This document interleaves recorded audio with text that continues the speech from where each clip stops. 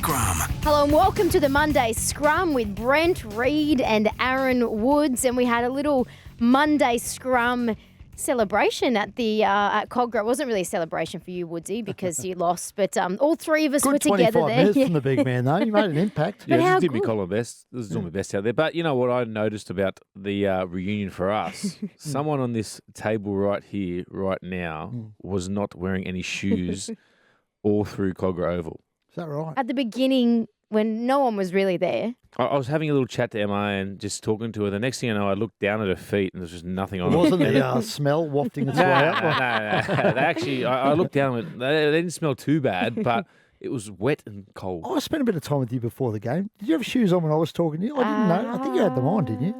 No, I probably wouldn't have. Really? I didn't even notice Oh, that. no, I might have by the time that you got there. But we were walking from the car across to the sideline, and once we got onto the field, Freddie said, "Oh, how good is this turf?"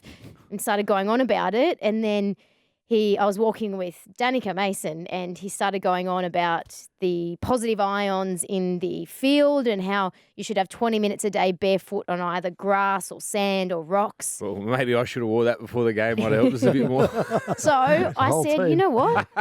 I said, well, fine, I'll give You it a got 'em go. off? So I just took my shoes off. Was it one of your better performances on the sideline? Probably not, no. Nah, you So- were good, Emma. Come on. Oh, thank you. Better than Reedy was. I'm just a battler. Reedy No. was just sitting there in I his had to- I'll jacket tell you yelling what, out at though, people. I don't want to toot my own horn, but I had some good stats yesterday. Did you? I actually came armed with some ripping stats. So you did some research And for they- once? for what- Nah, no, he rang me on the way there and asked him, what's your go-to this no, to be week? fair, Matt Russell told me. Oh, actually, how good He's unbelievable. is Matt Russell? Anytime He I'm does on so much sideline and work. I see Matt Yeah. Russell, I go and sit right next to him, and he'll say, "Hey, how good's this? Feel free to use Yes, it." he I'm like, does. well, thanks, because I'm going to. How good's that? Normally they don't help you out, do No, they? he's not a stat hog. No, He shares Matt, his stats. Matt Russell is the best man in the best person in the industry. Oh, that's Present awesome. company excluded, of course. No. Matt Russell, honestly, nicest he's a guy in the ripping world, bloke. and he always goes out of his way to help Yeah. others. So Very good at what he does too. he's very good. Can cover any Exceptional. sport. So Yeah, genius. well done. Shout out to Matt Russell. Champion, Matt. So we had a good day. Unfortunately, the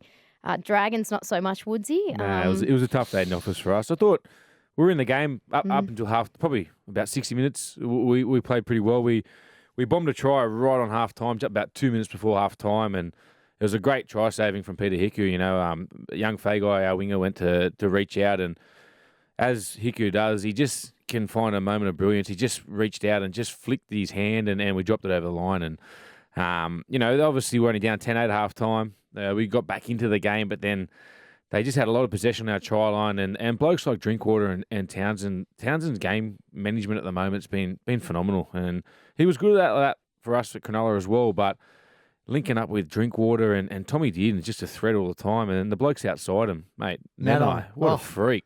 Just to see the way that he moves on the footy field, it's incredible. 19. He's- Unbelievable. that's what I couldn't believe. I spoke to Toddy Payton after the game. I said, "Man, how old is that kid again?" And he goes, "Mate, he's only 19." yeah. And he goes, he's still so raw.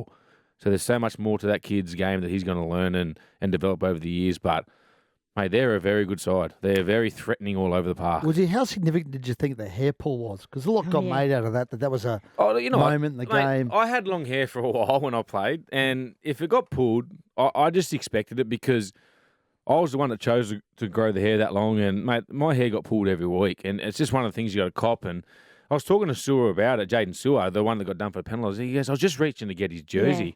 And he reckons if the hair wasn't there, he would have been able to grab the back of the jersey. So it doesn't help that his hair went back and it was quite an overreaction. But he got the result that he wanted. He got the penalty. So are you saying Leilua was being dramatic? Oh, 100%. And he played to it. And the ref was... I was actually surprised they didn't give it a penalty try with the bunker these days. Oh, wow. Wow. What did you play? Was he 25, wasn't it? That's 30, mate. 30? 30 minutes. Yeah, you made a real impact. I thought you made a real impact while you're on there, actually. Yeah, we spoke about just going on there and just trying to play with a bit of energy, just free flow. If the passes are on pass, if there's offload, because it's one thing the Cowboys sort of they defend systems and structure well, but they don't defend off the cuff type of footy. And I think that's probably where we let ourselves down a little bit. We didn't get enough second phase footy, and that's when you can make those sort of sides hurt. So that was just the plan. And you know, it's probably I would have liked to get on a little bit earlier, but you know, Jack DeBellum was having a really good game to start the game, and you don't want to sort of pull those guys off when they're getting into the rhythm. Do you reckon the Cowboys now, off the back of that, had a a scare against the Tigers the week before. But do you think, Reedy, they are genuine premiership contenders? Well, outside Penrith, they're as good a chance as anyone. They're playing that good of footy and playing with such confidence. They've got so many points in them with those guys. Yep. Woodsy mentioned before, obviously did, and Val Holmes playing unbelievable football again. I mean, the Hammer can't even make the team. I mean, he's on the bench, the Hammer. That shows you how much ammunition they've got. And, they're just playing great footy. And you know what? Look, Penrith's obviously got no halves for the next, sorry, that's not disrespectful to Sean O'Sullivan, the other guys there. They're missing their key halves for the next 5 weeks, right? Leading in the finals. The Cowboys are 6 points behind them. If Penrith happen to fall in a hole, which could happen given they're missing both their halves. They've got a tough run too, Penrith. And they've got a really tough run. The Cowboys might give them a shake for the minor premiership because they're playing that good of football.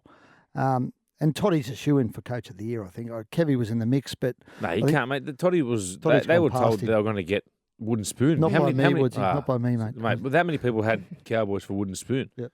And to see them come second on the ladder at the moment, unbelievable. Did you have them for wooden spoon? Oh, I may have, yes. Yeah, okay, good. I think I do too, don't I? So did Benji, actually. Oh, Benji. Anyway. And he's going to be head coach soon. Yeah. Let's all tip Benj for the wooden spoon in his first year in charge. Oh, no, Let's hope the scrum's still going when Benji takes over, because that's 2 years away.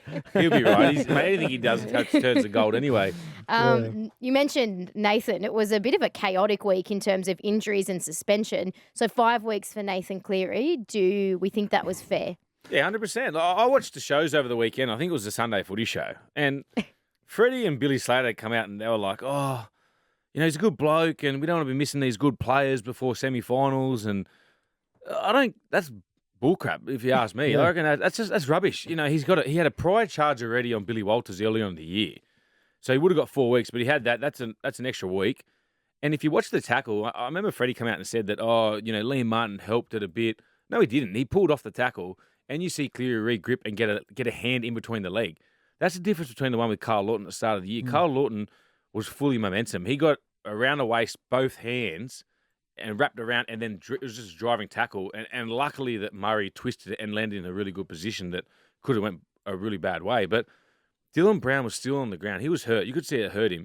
And he had all the intent to go out. And just because he comes out on Instagram and says, I'm sorry, it was totally out of character. That's what happens in a rugby league field. Things can go one way or the other. And it just went, obviously he had no malice, but that's just part of the game. Things can go wrong. So you think a lot of the commentary has been supportive of Nathan because of his personality? Exactly right, yeah.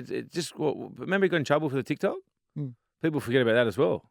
Yeah, and he knew he'd done the wrong thing. He came off banging himself in the head and...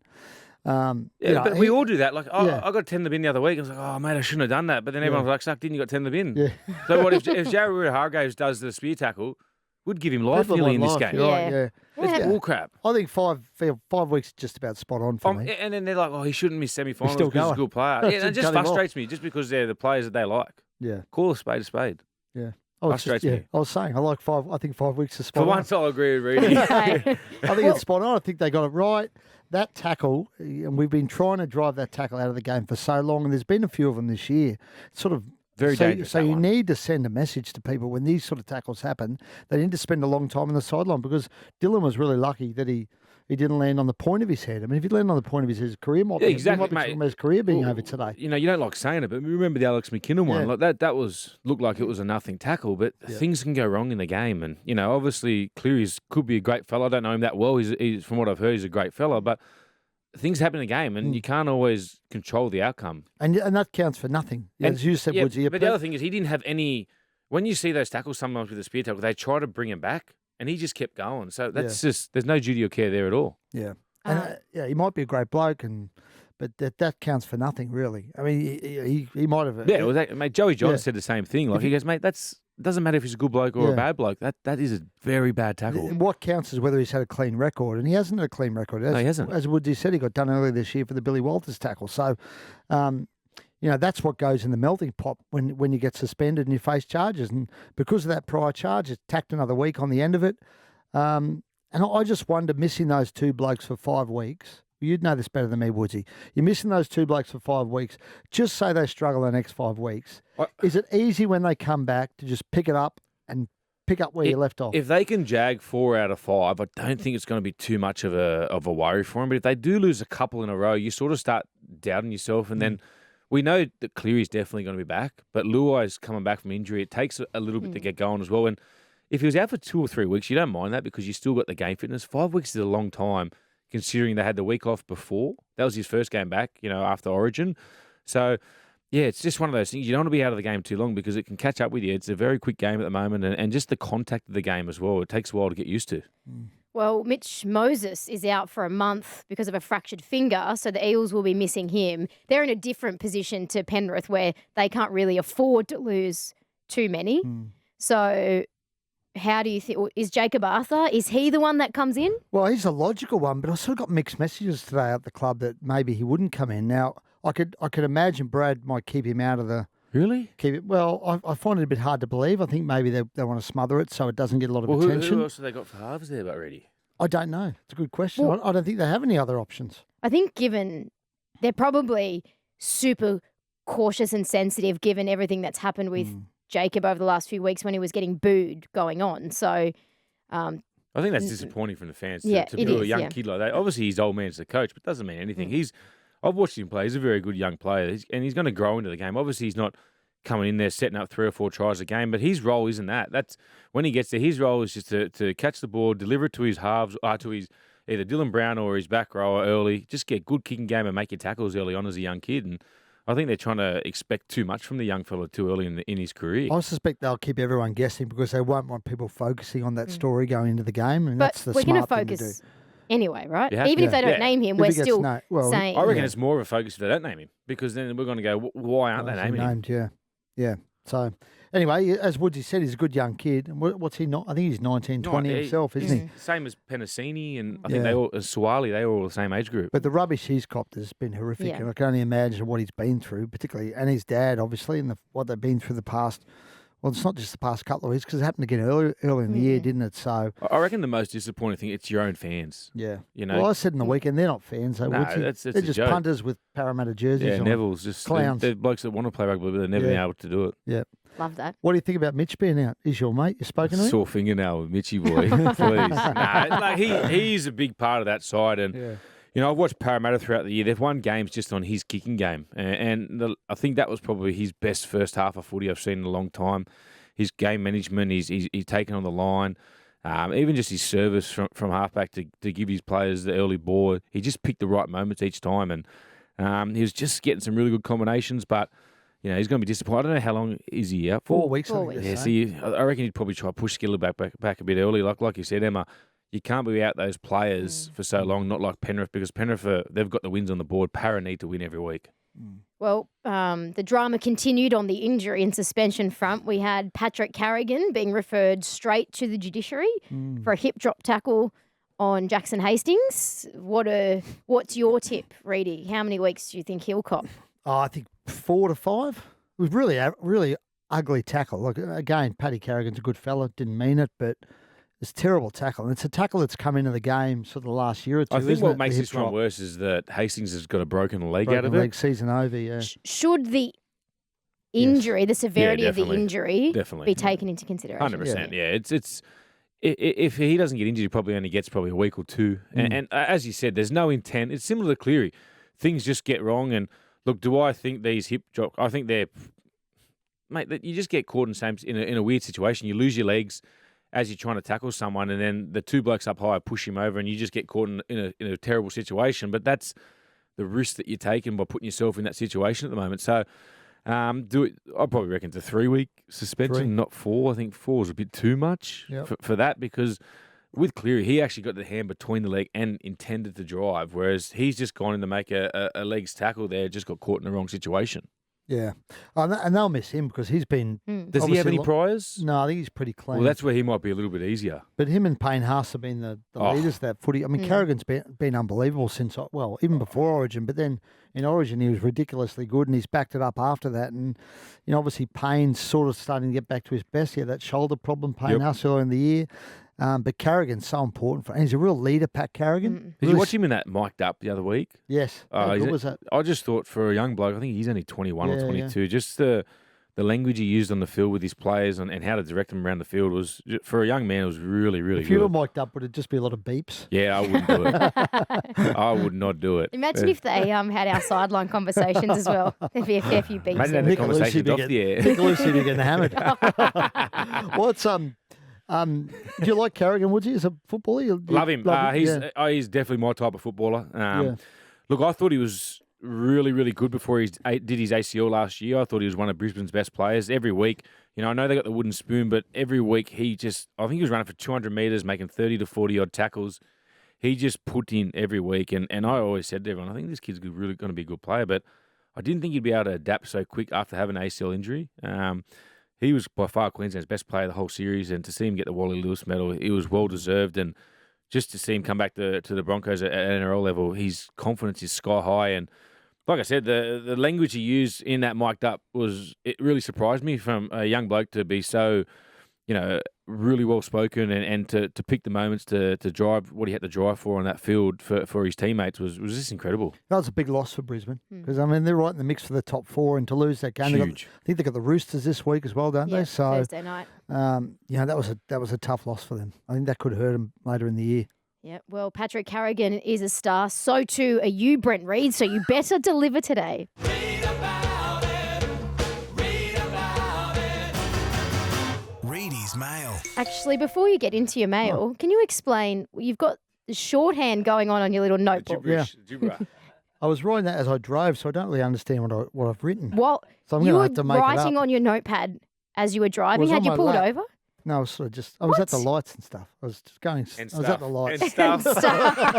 I do my makeup at the lights. There? Yeah.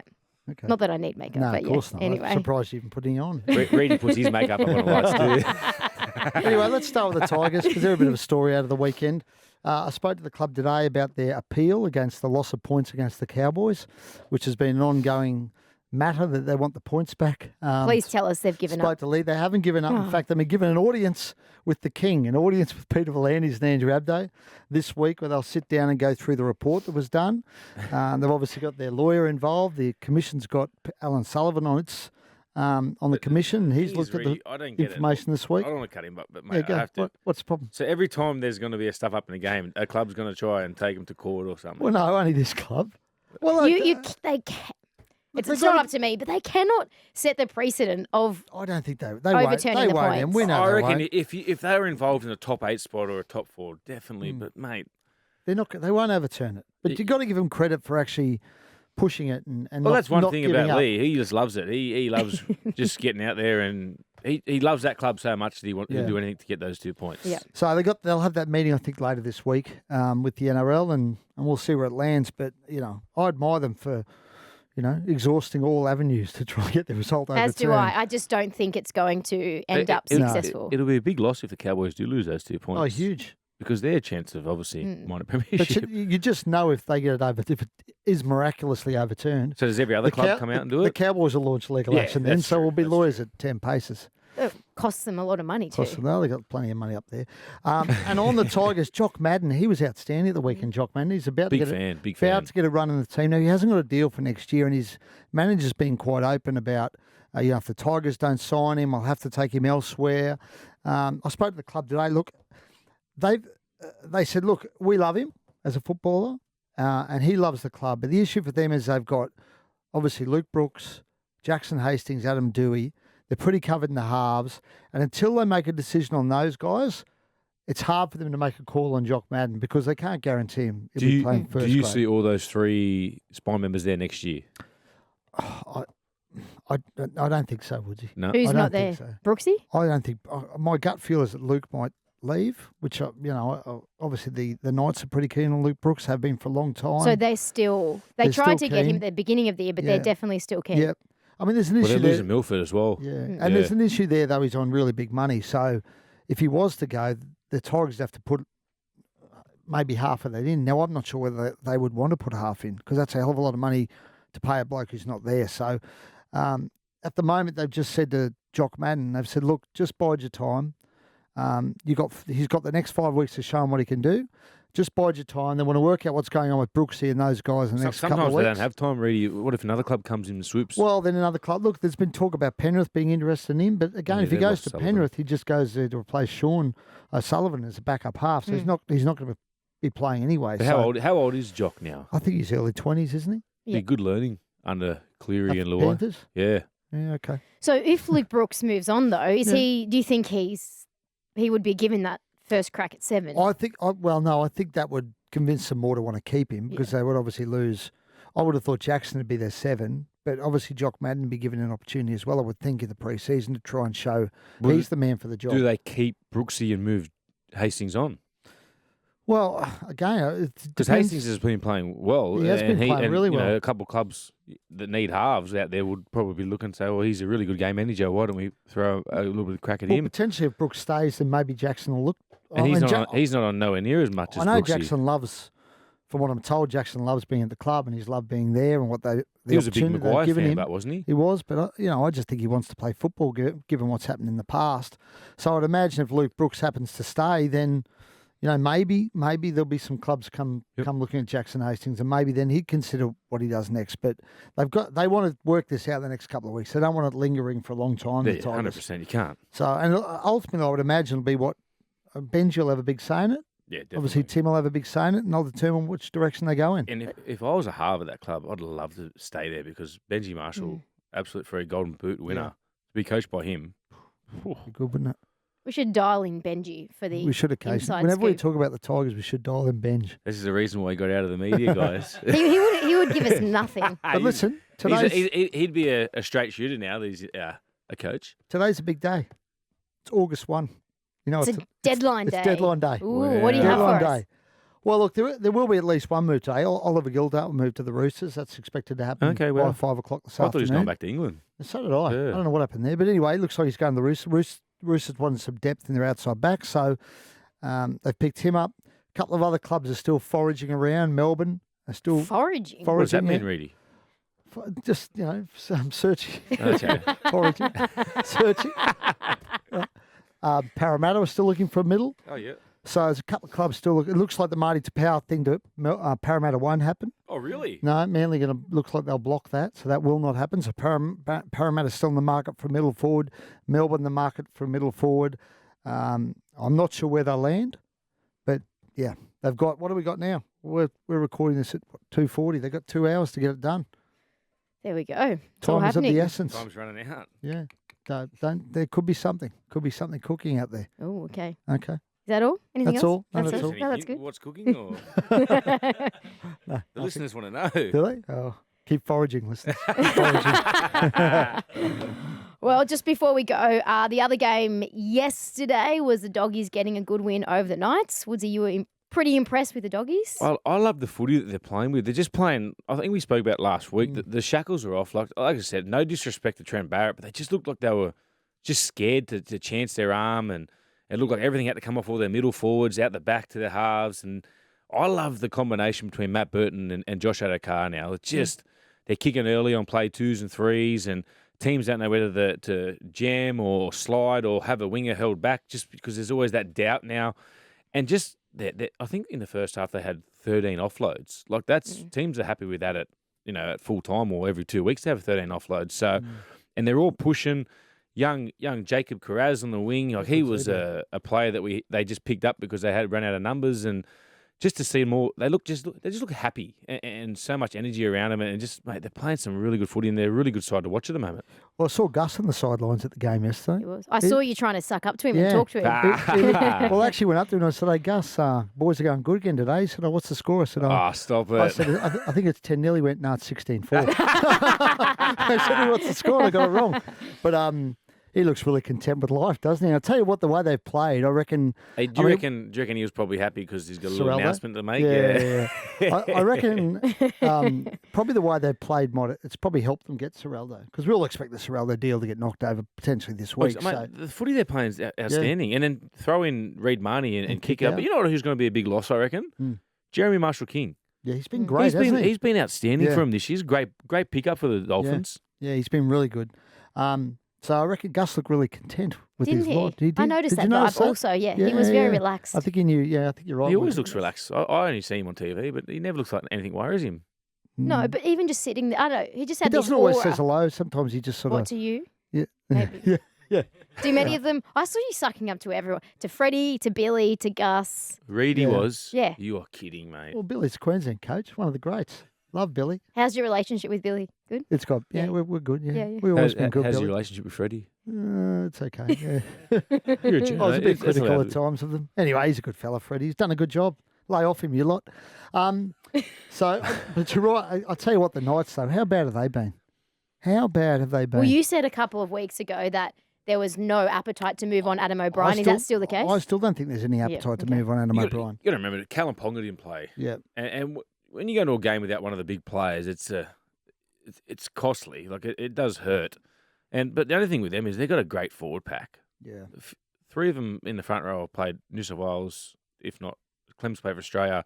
Sofidi Buzz have also played for Fiji, but they lay that platform. They just like they haven't got much else out the back of that. They just need to fix that spine up, don't they? That's the biggest problem Their for them. halves. And that's why they're so interested in Brooksy, Luke, yeah, I was obviously. going to say Luke Brooks would be a welcome addition to that and side. Joey has said publicly a number of times he would love to work with Brooksy. I was He gonna thinks say, he can get the best out of him. Imagine working with Joey and you're a half. Do you think they should maybe consider next year moving Ponga to 6? Depends if they get someone else. Depends if they do get Brooksy or someone like that. Yeah. I'd like, as a Tigers fan, I don't want to see Brooksy go, but I think if he could link up with Callan at the back, that'd be dangerous. Yeah. And Jaden Brayley, a full season for Jaden. He's only come back the last couple of weeks from his Achilles injury as well, so it'd be very, very exciting if they got that. Interesting times ahead. All right, Right. well, we'll read the rest of your gibber in the Daily Telegraph this week. Woodsy, who do you guys have this week? I'm not too sure. I can't remember yet. I was just getting over yesterday's loss. I'm going to look this up. Sharks. Sharks. Oh, It's yes. a local I'm derby. kidding, Actually- mate. Oh, It's the yeah, old sorry. squad. Yeah, Come your on, old team, guys. yeah. I'll be doing that I do want to game get for Channel involved in the 9. old. The big man, Dave Fafita, was back to his Andrew Fafita was David back. Fafita, Andrew he played Fafita. well for Gold Coast. Andrew But, Yeah, how Fafita. good was You Fafita? smash him or? no, he's too big. Okay. Can you smash? He's running.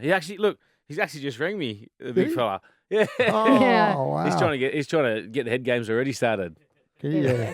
Will you ring many of those blokes or give Wados a ring or something? Well, you know the worst thing is, my son loves the Sharks. Oh.